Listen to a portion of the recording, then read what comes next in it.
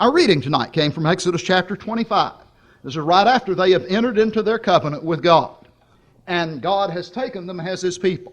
And it says, okay, now that you have accepted my covenant, now that you've agreed that you're going to live according to the terms of this law that I'm giving you, we call it the Mosaic Law, the Old Testament, the Old Covenant. Now that you accept that, now, He says, I'm going to come live with you.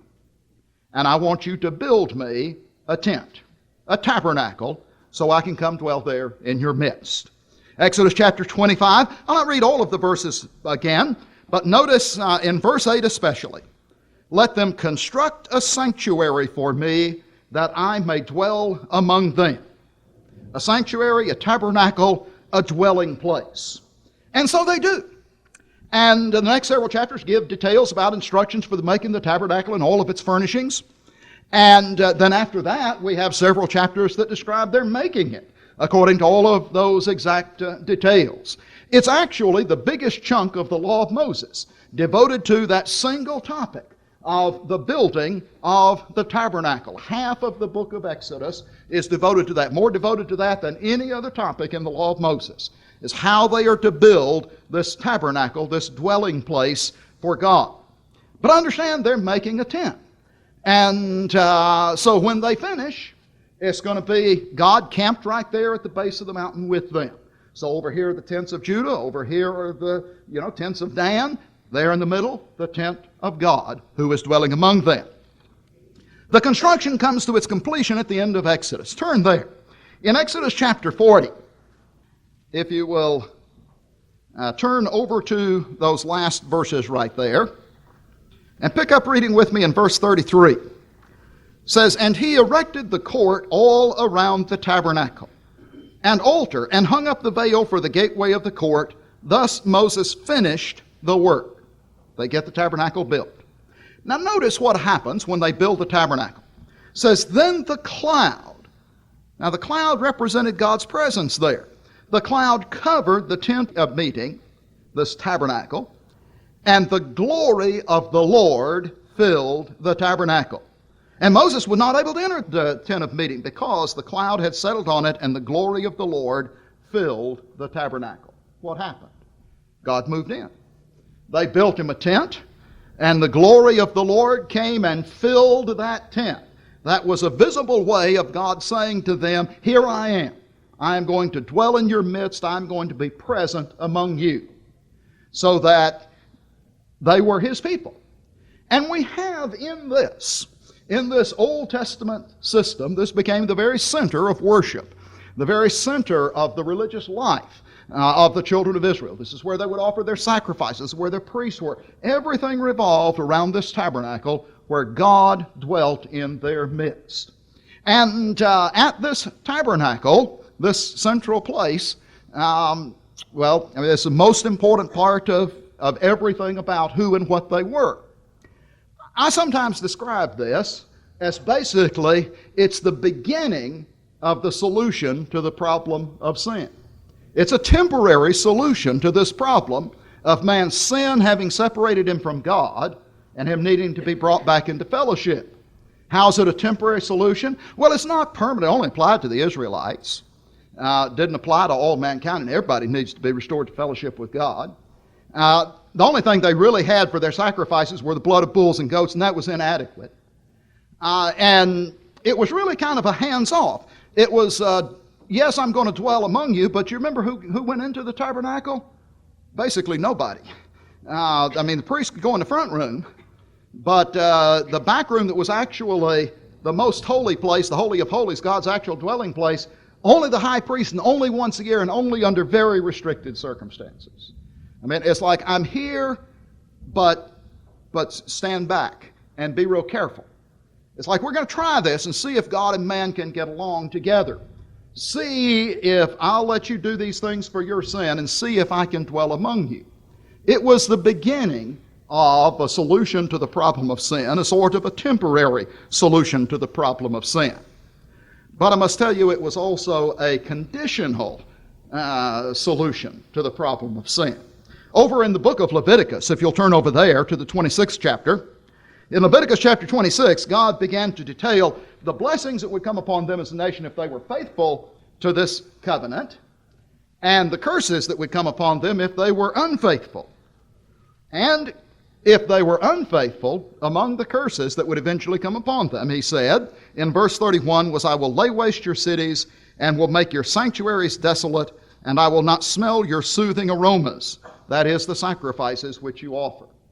God said, yes, I'm going to dwell among you, but if you don't remain faithful, I'll destroy your cities, I'll destroy your country, I'll destroy your temple. I won't accept the sacrifices that you offer on your altar. It was conditional. You have to remain faithful. Why? Because God is holy. And the whole problem is sin has separated sinful man from holy God. And if they don't remain holy as a people, well, then the holy God can't remain in their midst. If they corrupt themselves and continue to corrupt themselves with sin, then God in His holiness will sooner or later have to remove Himself from their presence. But it's a start. God is going to be with them. Just a little detail that kind of illustrates, to me at least, the significance of God being present with them. The Ten Commandments, the sort of the core of the law of Moses, you might say the foundational part of the law of Moses, were written on 2 tablets of stone. Some of y'all may have heard me comment about this before, but if not, did you ever ask yourself a question, why were the 10 Commandments written on 2 tablets of stone? Why 2 tablets of stone? Hebrew is a very compact language, and we're told that they were written on the front and on the back. That's 2.5 and 4 sides, 2.5 commandments per side. A lot of explanations people have offered over the years. A lot of people have suggested the first 4 relate to God and the other 6 to man, and maybe it was 4 and 6, and that's not a bad suggestion. But we've learned a lot about covenants that were made in ancient times, and it turns out that the covenant that God made with the children of Israel was similar in many ways to covenants that were made, that kings made with other nations, which is not too surprising. God was a king, and this was going to be His nation. And like all covenants, that was made 2 copies. And I frankly think that's probably what the 2 tablets of the 10 Commandments were. God's copy and Israel's copy. In fact, in most of those covenants, they even specified where each side would keep their copy. But the interesting thing is, you know what they did with the copies in the case of the covenant between God and Israel? God didn't take His home with Him to heaven. God was going to go with them. He was going to be present with them. They put His copy right there with their copy in their temple in His dwelling place, because He would be present with them there on this journey up to the land of Canaan and in the land to which they were going. God was going to dwell among them, but it was a conditional dwelling. Well, from that point, we follow the story of the children of Israel. They go through the wilderness 40 years and finally enter the land of Canaan. And we go through a period of about 350 years that we refer to as the period of the Judges, where the Israelites went through this cycle over and over again of faithfulness and unfaithfulness. And at times it looked pretty discouraging. But finally we come to the time of David, a man after God's own heart. And David, spent a lot of time talking about him, but I'll summarize just very quickly. David, of course, the man after God's own heart, had built himself a palace. Children of Israel have now come in and settled in the land of Canaan, and they're not, for the most part, dwelling in tents anymore. They're dwelling in nice houses with stone foundations and walls, solid walls and timbers. And the king himself had built himself a magnificent palace. And yet, God was still in a tent. And so David thought that seemed rather inappropriate, that he should dwell in a magnificent permanent palace, and God's still living in a little old tent. And so he proposed to build a palace for God. In Hebrew, the word for palace and the word for temple are actually the same word. So God was their king, and that was going to be a palace for him. And, of course, God appeared to him and told him that he was not going to build that palace, that temple for God, but his son would. And I want to turn our attention to his son, Solomon, who built that temple. And understand what a temple is.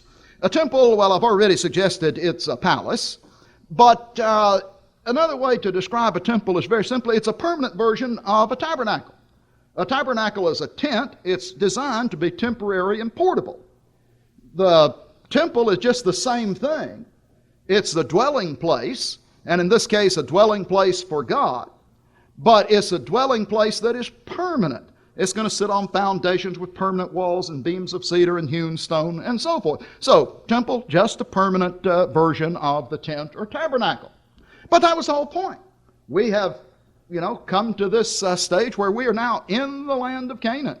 And they'd reached, I'm sure, a sense of, we've arrived. And our king lives in a permanent palace. Our God should as well. And so in the days of Solomon, God permits them to build this great temple for him.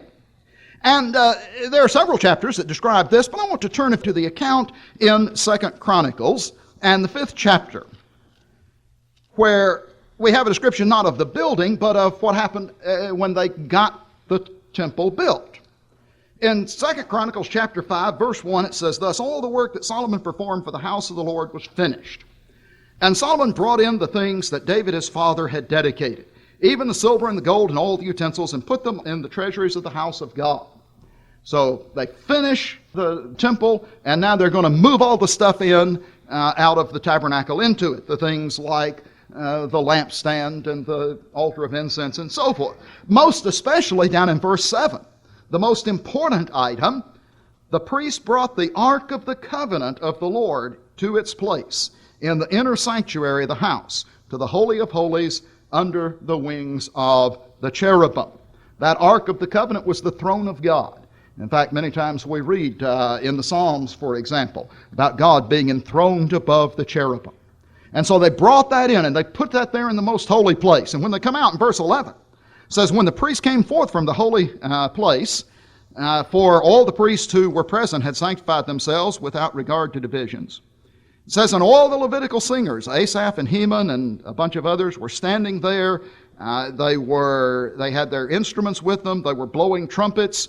And in verse 13 it says, "In unison, when the trumpeters and the singers were to make themselves heard with one voice to praise and to glorify the Lord, when they lifted up their voice, accompanied by trumpets and cymbals and instruments of music, and when they praised the Lord, saying, 'Indeed, he is good, his loving kindness is everlasting,' then the house of the Lord, was filled with a cloud, so that the priest could not stand to minister because of the cloud, for the glory of the Lord filled the house." And you recognize that same thing that had happened when they had built the tabernacle earlier. God moved in, and he accepts this new dwelling place that they have built for him. And his moving in, his presence symbolized, represented by this cloud that even prevents them temporarily from being able to minister there. The 6th chapter proceeds to tell about Solomon's great prayer of dedication on the account of their completing and dedicating this temple as the house of their God to dwell among them. And I want you to come down, if you would, to the 7th chapter, in the beginning of the 7th chapter. It says, "When Solomon had finished praying, fire came down from heaven and consumed the burnt offering and the sacrifices, and the glory of the Lord filled the house." I'm not sure if this is a separate filling of the house or a continuation of the earlier, but the same point reiterated at the very least, that the glory of the Lord filled the house, so that they could not enter because of the glory of the Lord. And then, however, if you'll come on a little bit further, in verse 11, chapter 7 and verse 11, "Thus Solomon finished the house of the Lord in the king's palace, and successfully completed all that he had planned on doing in the house of the Lord and in his palace. And the Lord appeared to Solomon at night and said to him, 'I have heard your prayer and have chosen this place for myself as a house of sacrifice. I accept the house you built for me.'" But he reminds them of something that he'd mentioned back there at Mount Sinai, that his staying in that house was conditional. In verse 19, he says, "But if you turn away and forsake my statutes and my commandments, which I have set up before you, and shall go and serve other gods and worship them, then I will uproot you from my land which I have given you, and this house which I have consecrated for my name I will cast out of my sight, and I will make it a proverb and a byword among all the peoples. As for this house which was exalted, everybody who passes by will be astonished and say, 'Why has the Lord done thus to this land and to this house?'" He says, if you don't remain faithful, I will leave. And when I leave, this will all be destroyed.